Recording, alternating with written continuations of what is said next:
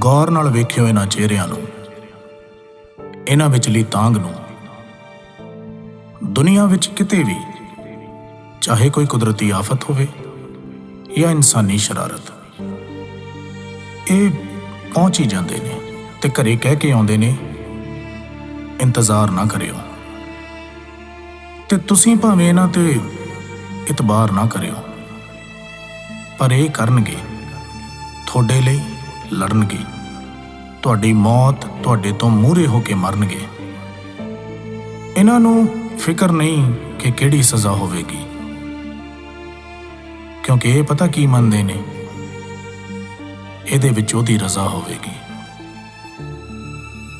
कदे अतवादी कदे बागी, पर करन भी की, ये बगावत इन्हां दे लहू विच है।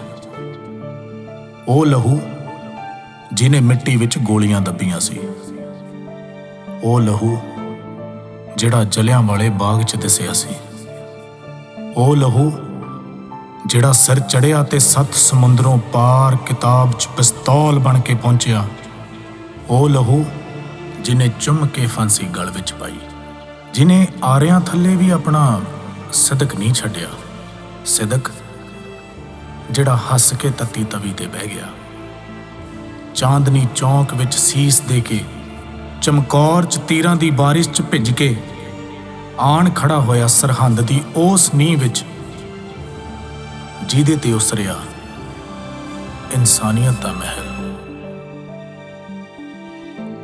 आओ जरा वेखिए ते सही, ये जो पिछले कुछ समय तो सड़कों ते फिर रहे ने, ये असल विच कौन ने?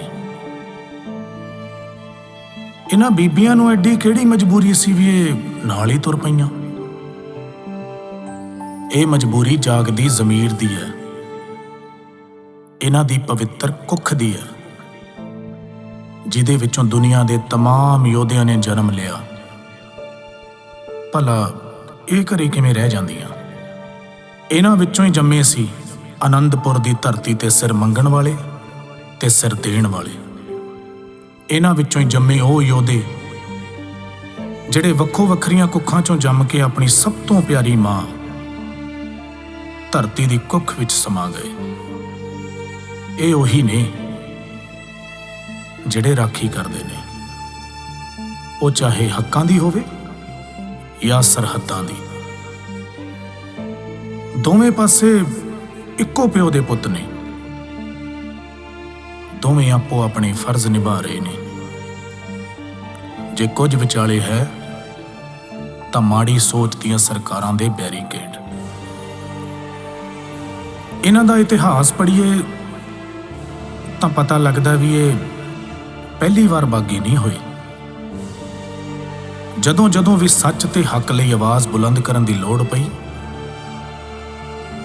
ਇਹ ਸਭ ਆਪੋ ਆਪਣੀ ਜਗ੍ਹਾ ਮੂਹਰੇ ਹੋ ਕੇ ਲੜੇ ਨੇ। ਇਹ ਲੋਕ ਜਿਨ੍ਹਾਂ ਦੀ ਬੋਲੀ, ਪਹਿਰਾਵਾ, ਤਿਉਹਾਰ, ਸੱਭਿਆਚਾਰ ਤਾਂ ਵੱਖ ਹੋ ਸਕਦੇ ਨੇ, ਪਰ ਅੰਦਰ ਦੀ ਅੱਗ ਇੱਕੋ ਹੀ ਹੈ। ਇੱਕ ਚੰਗੇ ਦੇਸ਼ ਨੂੰ ਸਿਰਜਣ ਦਾ ਸੁਪਨਾ, ਜਿਹਦਾ ਸਭ ਤੋਂ ਪਹਿਲਾ ਧਰਮ ਹੋਵੇ ਇਨਸਾਨੀਅਤ। ਇਹ ਉਹੀ ਨੇ ਜਿਹੜੇ ਮੌਤ ਨੂੰ ਮੂਹਰੇ ਵੇਖ ਕੇ ਹੱਸ ਹੱਸ ਕੇ ਜੈਕਾਰੇ ਛੱਡਦੇ ਨੇ। ਗੋਰੇ ਤਾਂ ਇਸ ਦੇਸ਼ ਵਿੱਚੋਂ ਚਲੇ ਗਏ, ਪਰ ਆਪਣੀ ਸੋਚ ਇਹਨਾਂ ਕੁਰਸੀਆਂ ਦੇ ਕਿਤੇ ਆਲੇ ਦੁਆਲੇ ਹੀ ਛੱਡ ਗਏ। ਜਿਨ੍ਹਾਂ ਤੇ ਬੈਠਣ ਵਾਲੇ ਚਿਹਰੇ ਤਾਂ ਬਦਲਦੇ ਨੇ, ਪਰ ਲੋਕਾਂ ਨੂੰ ਵੰਡ ਕੇ ਰਾਜ ਕਰਨ ਦੀ ਮਾੜੀ ਨੀਤ ਨਹੀਂ ਬਦਲਦੀ। ਪਰ ਇਹ ਕਿਹੋ ਜਿਹੇ ਲੋਕ ਨੇ ਜਿਹੜੇ ਇਸ ਵੰਡ ਨੂੰ ਸਮੇਂ-ਸਮੇਂ ਤੇ ਗੁਲਾਮੀ ਤੋਂ ਫੜ ਲੈਂਦੇ ਨੇ? ਪਾਣੀਆਂ ਦੇ ਮਸਲੇ ਤੇ ਵੰਡੇ ਹੋਏ ਅੱਜ ਜ਼ਮੀਨ ਦੇ ਮਸਲੇ ਤੇ ਮੋਢੇ ਨਾਲ ਮੋਢਾ ਜੋੜ ਕੇ ਲੜ ਰਹੇ ਨੇ। ਇਹਨਾਂ ਦੇ ਮੱਥੇ ਦੀਆਂ ਇਹਨਾਂ ਸਤਰਾਂ ਵਿੱਚ ਤਵਾਰੀਖ ਲਿਖੀ ਗਈ ਹੈ। ਇਹਨਾਂ ਨੂੰ ਸਿਰਫ ਤਿਉੜੀਆਂ ਸਮਝਣ ਦੀ ਗਲਤੀ ਨਾ ਕਰਿਓ। ਇਹਨਾਂ ਅੱਖਾਂ ਨੇ ਹੱਥੀਂ ਤਿਆਰ ਕਰਕੇ ਪੁੱਤਾਂ ਨੂੰ ਮੌਤ ਦੀ ਜੰਜ ਚਾੜਿਆ। ਉਹ ਅੱਖਾਂ ਜਿਨ੍ਹਾਂ ਨੇ ਆਜ਼ਾਦੀ ਦੇ ਸੁਪਨੇ ਵੇਖੇ, ਜਿਹੜੀਆਂ ਦੰਗ ਰਹਿ ਗਈਆਂ ਜਦੋਂ ਟਾਹਲੀ ਦੀਆਂ ਚਮਕਦਾਰ ਕੁਰਸੀਆਂ ਤੇ ਬੈਠੇ ਮਖਮਲ ਦੇ ਕੁੜਤਿਆਂ ਨੇ ਆਜ਼ਾਦੀ ਦੇ ਨਾਮ ਉੱਜੜ ਜਾਣ ਦਾ ਸ਼ਾਹੀ ਫਰਮਾਨ ਦੇ ਛੱਡਿਆ। ਸਿਰਫ ਹੱਥ ਬਦਲੇ ਨੇ, ਹਥਿਆਰ ਅੱਜ ਵੀ ਉਹੀ ਨੇ, ਸੱਟਾਂ ਅੱਜ ਵੀ ਉਹੀ ਨੇ। ਪਰ ਇਹਨਾਂ ਭਲੇ ਮਾਨਸਾਂ ਨੇ ਉੱਜੜ ਕੇ ਵੀ ਪਤਾ ਕੀ ਕਿਹਾ? ਨਾਨਕ ਨਾਮ ਚੜ੍ਹਦੀ ਕਲਾ, ਤੇਰੇ ਭਾਣੇ ਸਰਬੱਤ ਦਾ ਭਲਾ। आप रूप अमीक अन पुस्त तेग प्रकटुत गर्भगन सरपन्न आप रूप अतुत अगीन भंगनात्मिक। ਮਾਲਕ ਦੇ ਭਾਣੇ ਨੂੰ ਸਭ ਤੋਂ ਜ਼ਿਆਦਾ ਮੰਨਣ ਵਾਲੇ ਕਿਸਾਨ ਸਭ ਕੁਝ ਇਹੀ ਤਾਂ ਪਾਲ ਰਹੇ ਨੇ। ਇਹਨਾਂ ਫਸਲਾਂ ਨੂੰ, ਤੁਹਾਡੀਆਂ ਨਸਲਾਂ ਨੂੰ, ਗਰੀਬੀ ਨਾਲ ਮਰ ਰਹੇ ਆਮ ਇਨਸਾਨ ਨੂੰ, ਭ੍ਰਿਸ਼ਟਾਚਾਰ ਨਾਲ ਵਧੇ ਹੋਏ ਢਿੱਡ ਨੂੰ, ਈਮਾਨ ਨੂੰ, ਬੇਈਮਾਨ ਨੂੰ, ਇਨਸਾਨ ਨੂੰ, ਸ਼ੈਤਾਨ ਨੂੰ, ਬੇਜ਼ੁਬਾਨ ਨੂੰ, ਹਿੰਦੂ, ਸਿੱਖ, ਈਸਾਈ, ਮੁਸਲਮਾਨ ਨੂੰ, ਸਭ ਕੁਝ ਇਹੀ ਤਾਂ ਪਾਲ ਰਹੇ ਨੇ। ਇਸੇ ਲਈ ਤਾਂ ਇਹਨਾਂ ਨੂੰ ਅੰਨਦਾਤਾ ਕਹਿੰਦੇ ਨੇ।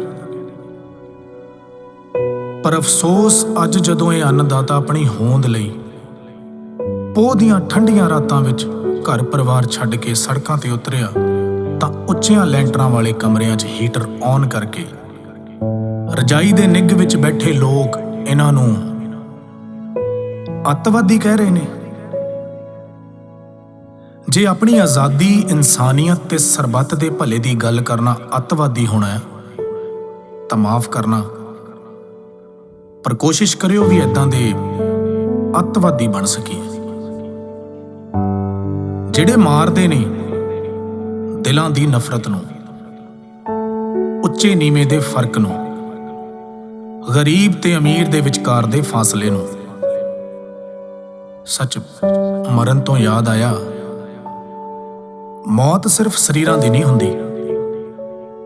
ਸ਼ੀਸ਼ੇ ਮੂਹਰੇ ਖੜ ਕੇ ਅੱਖਾਂ ਵਿੱਚ ਅੱਖਾਂ ਪਾ ਕੇ ਵੇਖਿਓ, ਕਿਤੇ ਅੰਦਰ ਕੁਝ ਮਰਿਆ ਤਾਂ ਨਹੀਂ ਹੋਇਆ।